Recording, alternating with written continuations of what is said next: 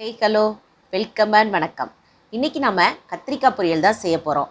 கத்திரிக்காய்னாலே பிடிக்காதுன்னு சொல்கிறவங்களுக்கு கூட இந்த மெத்தடில் செஞ்சு கொடுத்தீங்க அப்படின்னா அவங்க விரும்பி கேட்டு வாங்கி சாப்பிடுவாங்க. ஏன்னா டேஸ்ட் அந்தளவுக்கு சூப்பராக இருக்கும். இப்போ வாங்க அந்த கத்திரிக்காய் பொரியல் எப்படி செய்யலாங்கிறத பார்த்துடலாம்.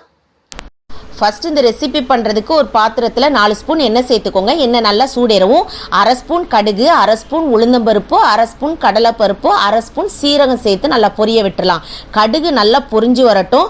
அந்த கடலைப்பருப்பும் அந்த உளுந்தம்பருப்பும் நல்லா செவந்து வரட்டும்.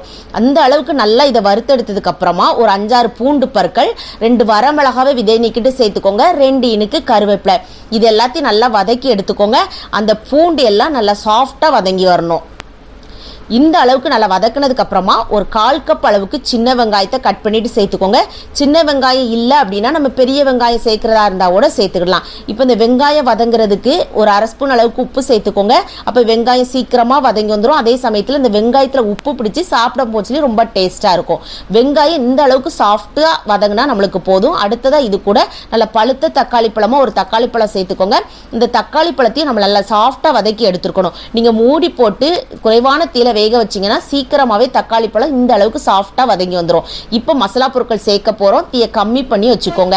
1/2 ஸ்பூன் அளவுக்கு குழம்பு மிளகாய்த்தூள், 1 ஸ்பூன் அளவுக்கு சாம்பார் பொடி, ஒரு 1/2 ஸ்பூன் அளவுக்கு தனி மிளகாய்த்தூள், ஒரு 1/4 ஸ்பூன் அளவுக்கு மஞ்சள் தூள் சேர்த்துக்கோங்க.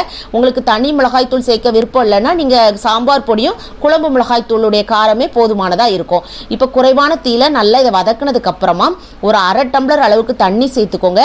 தண்ணி சேர்த்து மீடியம் ஃப்ளேமில் குக் பண்ணோம் அப்படின்னா அந்த மசாலா பொருட்களுடைய பச்சை வாசனைலாம் நல்லா போயிடும். அதே சமயத்தில் நல்லா எண்ணெய் பிரிஞ்சு வரும். அது வரைக்கும் இதை நல்லா ஒரு 5 நிமிஷம் குக் பண்ணி எடுத்துக்கோங்க.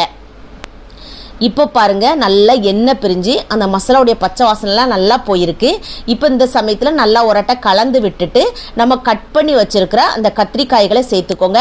நான் இதை மாதிரி ஷேப்பில் கட் பண்ணி எடுத்துருக்கிறேன். நீங்கள் அதை 2ஆக கட் பண்ணாமல் நீளமான ஷேப்பில் கூட நீங்கள் கட் பண்ணி சேர்க்குறா இருந்தால் சேர்த்துக்கிடலாம். சேர்த்துட்டு நீங்கள் தண்ணி ஊற்றிலாம் நம்ம இதை குக் பண்ண போகிறது கிடையாது. அந்த மசாலாலே இதை நல்லா வேக வைக்க போகிறோம். அதனால இதை நல்லா ஒரட்டை கலந்து எடுத்துக்கோங்க. முதல்ல நம்ம உப்பு போடலாம் வேண்டாம். இந்த அளவுக்கு நல்லா கலந்து விட்டதுக்கப்புறமா நம்ம தீயை மீடியம் ஃப்ளேமில் வச்சுட்டு மூடி போட்டு குக் பண்ணோம் அப்படின்னா அதுலேருந்தே லைட்டாக அப்படியே அந்த ஆவி தண்ணி விழுந்து கத்திரிக்காயெலாம் நம்மளுக்கு நல்லா சாஃப்டாக வெந்து வரும். ஒரு 3 நிமிஷம் கழித்து பாருங்கள். இப்போ இந்த சமயத்தில் இதுக்கு தேவையான அளவுக்கு உப்பு சேர்த்துக்கோங்க. ஏற்கனவே நம்ம வெங்காயம் வதங்கும் போச்சில் உப்பு போட்டிருக்கிறோம். அதனால் உப்பினுடைய அளவை பார்த்து பக்குவமாக சேர்த்துக்கோங்க. அதே மாதிரி முதல்ல உப்பு சேர்க்காதீங்க. லைட்டாக ஒரு 3 நிமிஷம் குக் பண்ணதுக்கு அப்புறமா நீங்கள் உப்பு சேர்த்து பண்ணிக்கோங்க. இப்போ திரும்பவும் நல்லா கலந்து விட்டுட்டு மூடி போட்டு ஒரு 3-4 நிமிஷம் கழித்து பார்க்கலாம். இப்போ பாருங்கள், ஒரு 3/4 பதத்துக்கும் மேலே நல்லா அந்த கத்திரிக்காய்கள்லாம் நம்மளுக்கு வெந்து வந்திருக்கு. இன்னுமே ஒரு 4-5 நிமிஷம் குக் பண்ணால் நம்மளுக்கு போதும். அதனால் திரும்பவும் மூடி போட்டு ஒரு 4 நிமிஷம் கழித்து பார்த்தோம் அப்படின்னா கத்திரிக்காய்கள்லாம் நல்லா சூப்பராக நம்மளுக்கு வெந்து வந்திருக்கு.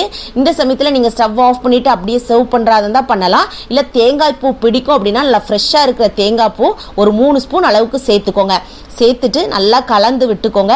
இது சூடான சாதத்தோட பிசைஞ்சு சாப்பிடவும் நல்லாயிருக்கும். அதே சமயத்தில் தயிர், அப்படி இல்லைன்னா ரசம் சாதம், சாம்பார் சாதம், இது கூடலாம் சைடிஷாக வச்சு சாப்பிட்றதுக்கு ரொம்பவே டேஸ்ட்டாக இருக்கும். கண்டிப்பாக ஒரு முறை இந்த மெத்தடில் செஞ்சு பாருங்கள். அப்படி செஞ்சு பார்த்து உங்களுக்கு பிடிச்சிருந்துச்சு அப்படின்னா லைக் பண்ணுங்கள், ஷேர் பண்ணுங்கள். சப்ஸ்கிரைப் பண்ண கேண்டி ஸ்டோர் தமிழுக்கு மறக்காதீங்க.